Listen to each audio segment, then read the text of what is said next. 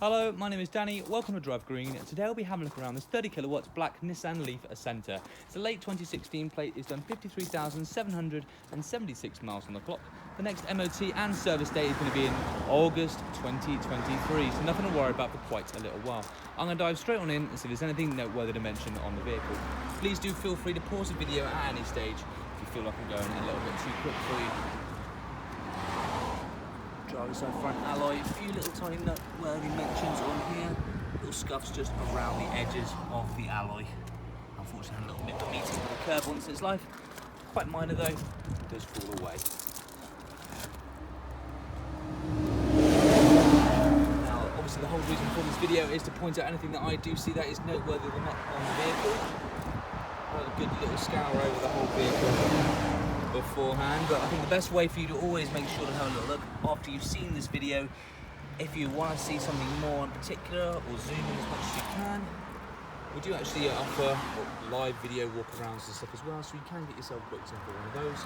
But the best way I find is actually if you're super keen and interested in the vehicle, you need to see it in person and also see how it performs as well. So get yourself booked in for a Forecourt visit and get out and about on Somerset levels to see what this really performs like. Now this one is the Acenta, so it's the lowest of the trim. So you've got your cloth interior seats, your reversing camera, comfort access buttons, DAB radio, touchscreen and sat-nav all inbuilt. So it's still got a fair amount of good old spec to keep it nice on the inside. A little bit more scarring just around the edges of the driver's side rear alloy now. If you're able to see it all the way through there. As you pull away though, it does pull away into the bodywork of the vehicle. Come around to the rear of the vehicle. There's a little bit of cosmetic which you just maybe see down to the bodywork, onto the paint just down through there. It is quite minor though, and as you pull away you do fall away into the vehicle. All of these, by the way, signs of life have been factored into the price of the vehicle accordingly. So if you're more interested in getting to the A to B and overlooking a few little signs of life, then this might very well be a bargain hunt for you. Tiny little dink that you can just see through in there, alright. And just coming up here you can see there's been a little bit of a crack just away along as well. Alright, these are cosmetics. I've had my stock manager look around the vehicle and assure me, and also our mechanic has just run this vehicle through a fresh MOT and a service.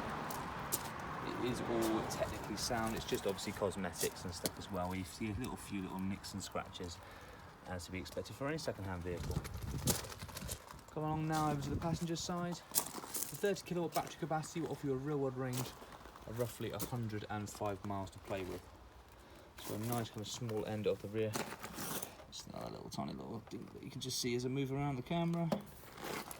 As you pull away though, it does fall away into the bodywork. So a nice kind of higher end of the lower range as well as the lower end of the mid-range is that kind of medium spot, which is actually, I find, to be a really good aspect to have for people who are looking for this to be a short hop around A to B with the capabilities of actually stretching that range out for a bit of the longer distance journeys that you do on the odd occasion. You don't mind prior planning and warning for. We'll lock down into here. You can see there's a few more little signs of life just down through over here. Alright. As you pull away though, quite minor. So you have your Type 1 as well as your shadow mode for your home with fast as well as your rapid charging abilities. So we provide the vehicle your 13 amp 3-pin home charging lead. It's about 4 or 5 meters long. It'll plug straight into your EV and then straight into a 13 amp 3-pin domestic plug socket. As long as you have access to that plug socket, you'll always be able to charge up your EV, no problem at all.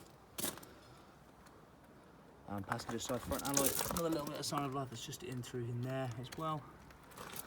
Pull away, once again it does fall away. We can provide with the vehicle a public charging lead.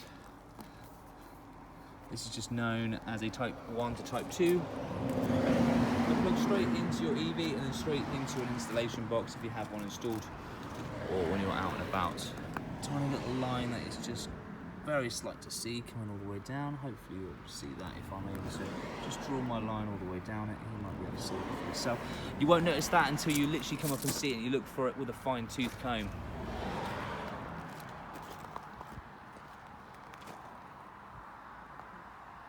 Nothing that I can see, any stone chips or scratches or anything like that on the windscreen whatsoever.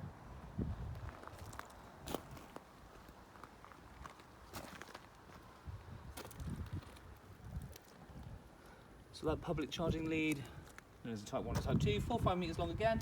By the way, your charging points are all behind that Nissan Leaf sign just there.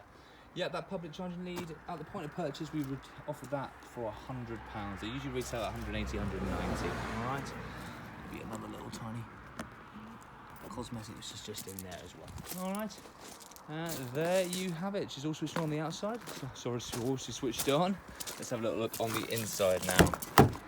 Spacious cabin area. She's going to start beeping away at me because she's all switched on. Cloth interior seats, minimal signs of wear on them as well. We're still looking in good condition.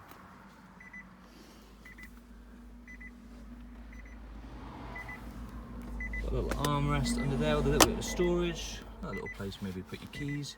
Reverse neutral drive and regen braking function just in through there. You've got a couple of cup holders, maybe a little place to put your phone. And you've got a climate control system coming up to your DAB touchscreen radio with sat nav all built in through there. You also have a CD player, you have aux input as well as USB and stuff as well, so there's lots of different functions to have with this. Nice low down, firm, smooth driving position that you do get in the Leaf. Nice lovely eco button that you can see just through there as well, to try and force you to drive economically and preserve out some of that high voltage real world range. Going on to the back seats, where the Nissan Leaf really shows its practicality over some of its competitors. Nice amount of legroom as well as headroom to make it a perfectly practical family EV, or providing enough space when those seats are folded down to fit in an adult's bike with the front wheel taken off, or a couple of kids' bikes if you're good at Tetris. And speaking of that boot space, let's have a little look. A bit more space to play with than the Techno variant, as you haven't got that Bose sound system subwoofer in the back. Having a look down now, you can also see that they're taking reasonable good care and due diligence to take luggage in and out as well. So it's all still looking in really good condition. 60/40 partition on those back seats and stuff as well. And there you have it, the 30 kilowatt Nissan Leaf Acenta. If you'd like to find out a bit more information about this particular vehicle, please do feel free to get in touch. Our number 01761 233 558. More than happy to answer any and all of your questions and hopefully get you booked in on a test drive out on the Somerset levels. Thank you so much for watching. My name's been Danny. I look forward to hearing from you all very, very soon. All the best and goodbye.